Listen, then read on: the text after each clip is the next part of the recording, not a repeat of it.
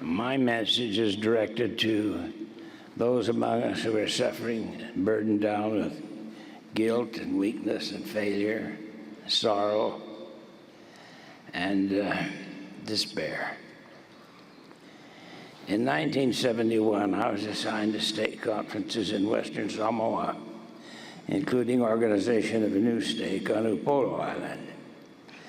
After interviews, we chartered a small plane to Savaii Island to hold state conference there.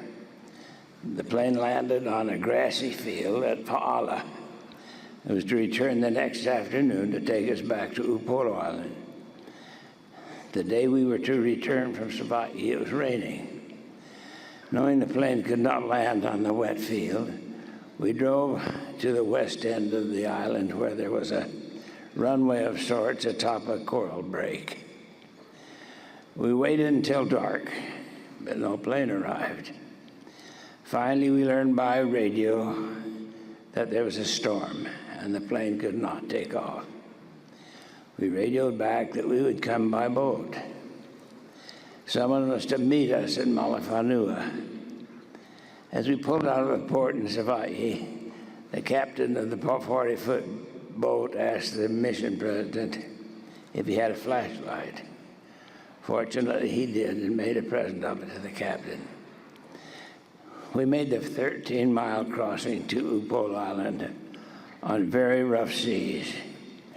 None of us realized that a ferocious tropical storm had hit the island, and we were heading straight into it. We arrived in the harbor at Malafanua. There was a narrow passage we were to go through along the reef. A light on the hill above the beach and the second lower light marked the narrow passage. When the boat was maneuvered so that the two lights were one above the other, the boat would be lined up properly to pass through the dangerous rocks that lined the passage. But that night, there's only one light. The two elders were waiting on the landing to meet us, but the crossing took much longer than usual. After watching for hours for signs of a boat, the elders tired and fell asleep, neglecting to turn on the second light, the lower light. As a result of the passage through the reef was not clear. The captain maneuvered the boat as best he could toward the one upper light on the shore, while a crewman held the borrowed flashlight over the bow, searching for the rocks ahead. We could hear the breakers crashing over the reef. When we were close enough to see them, with the flashlight, the captain frantically shouted, "Reverse," and backed away to try again to locate the passage. After many attempts, he knew it would be impossible to find the passage. All we could do is reach the harbor at Apia, 40 miles away. We were helpless against the ferocious power of the elements. I do not remember ever being where it was so dark. We made no progress for the first hour, even though the engine was at full throttle. The boat would struggle up a mountainous wave and pause in exhaustion at the top of the crest with the propellers out of water. The vibration of the propellers would shake the boat almost to pieces before it slid down the other side. We were lying spread-eagled on the cover of the cargo hold, holding on with our hands on one side and with our toes locked on the other to keep from being washed overboard. Brother Mark Littleford lost hold and was thrown against the low iron rail. His head was cut, but the rail kept him from being washed away. Eventually, we moved ahead and, near daylight, finally pulled into the harbor at Apia. Boats were lashed to one another for safety.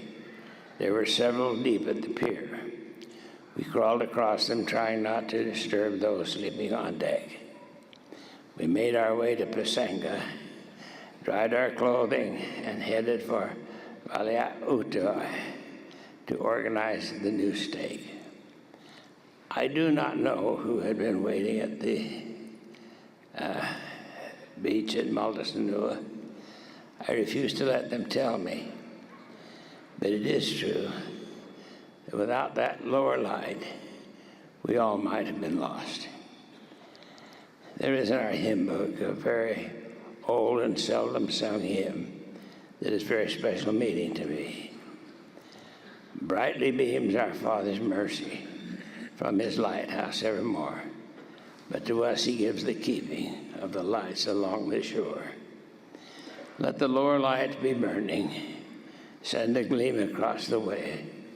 Some poor fainting, struggling seaman, you may rescue, you may save.